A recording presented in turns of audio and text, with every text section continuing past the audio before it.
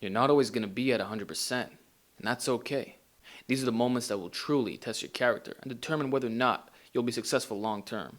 So in this video, I want to talk about the power of drive and how to regain it if you feel that you're losing it right now. First of all, ask yourself the following question.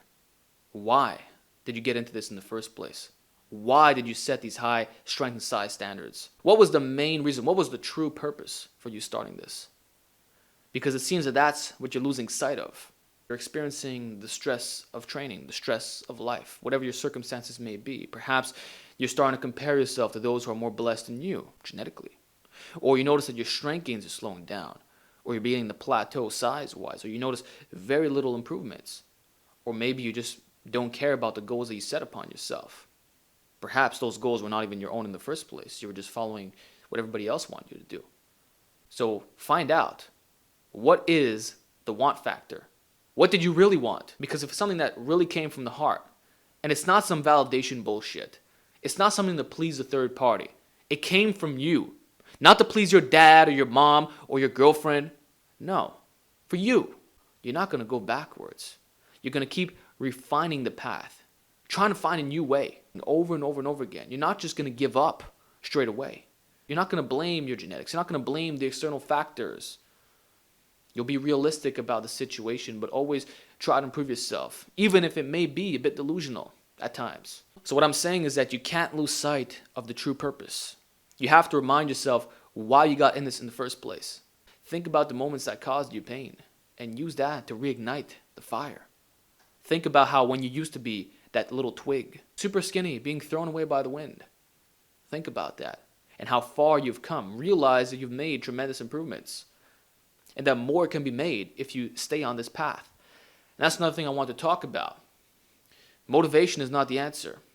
Sure, that's fantastic. I even have an awesome motivation playlist you can check out. And I like making motivational segments, but that's a temporary spark. It doesn't start a forest fire.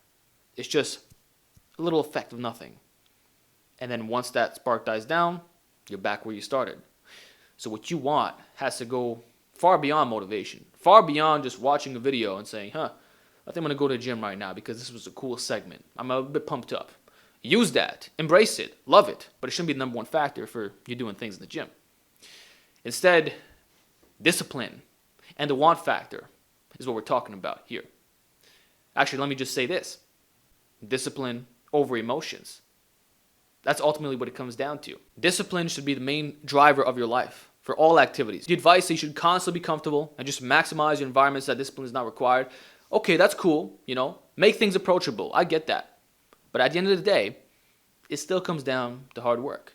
And if you approach your life from a disciplined perspective and embracing the uncomfortable situations that you're put in, you'll be able to overcome so many things. It's unbelievable. In fact, every time you engage in something that you don't want to do, you strengthen the neural pathways associated with that behavior. And it's one notch on your belt added, if you will. You're constantly overcoming the odds. And that's what builds true confidence. Although what you think you typically become, that's not the only factor. It's the many successes that add up to be something great.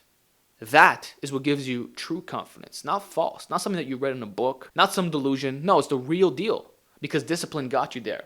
You established a habit. It doesn't take that long. You just have to force yourself until it becomes second nature. So what I'm saying here, and I'll just quote Greg Plitt on this, may he rest in peace, is that your comfort zone is a fucking danger zone. And it's stopping you from unlocking your true potential, who you really should be. And what you have to do is live in these uncomfortable moments. Identify them when they show up and work with it instead of running away from it. That's what builds your fucking character.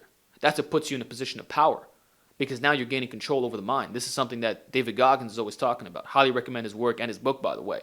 So you have to embrace these terrible situations. You have to use them as weapons of destruction. Not your own ruin, but to refine you more and more. To the point where you're just this hard motherfucker that can handle anything that's thrown at him. And when you have that mentality that, hey, I can do whatever I set my mind to, and it's real. It's not some fake bullshit that you tell yourself. No, it's real because you have the actual successes. It's hard to lose that drive, man. Because now you're constantly pursuing greatness. You're constantly trying to better yourself at every opportunity. That's what life should be, in my opinion. In my biased perspective, it's always about self-improvement. Sure, there's a lot of bad information out there. There's a lot of trendy nonsense and it's a big industry. But beyond that, just the act of improving yourself continually, that makes it more likely that you're not going to half-ass your training. You're not going to half-ass anything. Your workouts, your nutrition, all that stuff. And of course, just your daily activities in life. You see, gym success, it's much more than the lifting aspect. It's the mental as well. Like people are always saying, the mind-body connection. Like you have to have a particular character to want to pursue this game long-term as a natural. Understanding this is a long but rewarding path and just staying on it. To maintain your drive, you have to be disciplined and you have to put yourself in uncomfortable situations and savor those moments of victory because they're going to keep building upon each other if you stay hard. That's what I'm saying. Don't become soft. The moment you allow yourself to be too comfortable or you start to stagnate, you fucking die. Always seek to better yourself, no matter how crazy the goal may be, because that's what keeps the fire going on.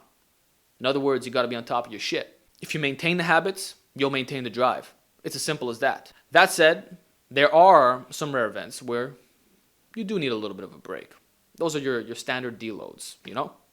Sometimes you need it, depending how hard you go in your workouts, you know? Or maybe you just need a little bit of a vacation or whatever. Or you just need a bit of a retreat, temporarily. But that should be used as fuel to get you back in hard. Because now you're craving that. That's why also, like, find a program that is sustainable. Find a program that you know you can follow long term. It's not going to be some short-term thing that's going to get you injured. Then you're out of game. Or it's going to be something that makes you craving the workouts because you know that you're just getting the best gains possible. That's another thing too, bro. The better your system is, the more knowledgeable you are, it's easier to maintain that drive because you're getting less negative experiences. Especially when you understand the fact that natural gains are slow in the first place. So you have to optimize all the factors. So you have to optimize the mindset, nutrition, and the training, all three. But the main thing beyond that is going to be staying very disciplined and knowing what you really want. And that's something that I want to finish off this video with. Too many lifters in the online fitness community are sheep. They don't think for themselves. They have no critical thinking abilities. And they just follow what everybody else is doing. They cannot question. It's just, I'm going to do this because it's the in thing to do. It's popular. They appeal to authority. It's too common and it has to stop. Guys, if you want to succeed long term, beyond the whole discipline and all that, you have to really want it. It has to come from you. It really, really does. Stop following someone else's agenda. Stop trying to impress people who don't care about you. Especially if you're not an online fitness figure. If you're not making a living off this and you don't have a large audience or whatever, stop trying to impress these motherfuckers. There's a big difference between a real recreational lifter and someone who's still recreational but, you know, kind of does this professionally in the way that they make money from this. It's not the same. Business is not the same as recreation. You have to understand that. So know what you want and be objective. Stop following other people's goals. Set them for yourself, no matter how weird it may be to everybody else. If you just want to be good at weighted calisthenics and you don't care about anything else, then pursue that. If you want to just do strongman, pursue that. If you just want to do boxing and there are certain muscle groups that you don't care to fully develop, or you just want to be a lighter weight guy, you don't want to be stupid buff, pursue that. Just make sure that it's truly for you and not for someone else. Not for anyone else. It has to be exclusively for you. And everything else is just a bonus. It's nice to have. It's fantastic. But it's not the number one driver. And that's the thing. When it comes down to drive, it's your drive. You're not piggybacking off someone else. It's from you. You fucking want it. You want it badly. No matter how weird the goal may be. It's for you. That's how you really keep it on all the time. You have to reassess. You have to think. You have to go down, sit in your room, take out a pen and paper, and start writing down what are the real things that you desire. Seriously, the real things, not the bullshit. What do you really, really want? Identify it. Once you know what it is, okay, you want it, it's going to be easier to pursue that. Then all you got to do then is maintain that discipline, get used to being uncomfortable, and of course, follow a good routine, and you're good to go. So that's my general advice on drive. Hope you enjoyed this segment. Let me know if you want more content on lifting mindset and just success and all that.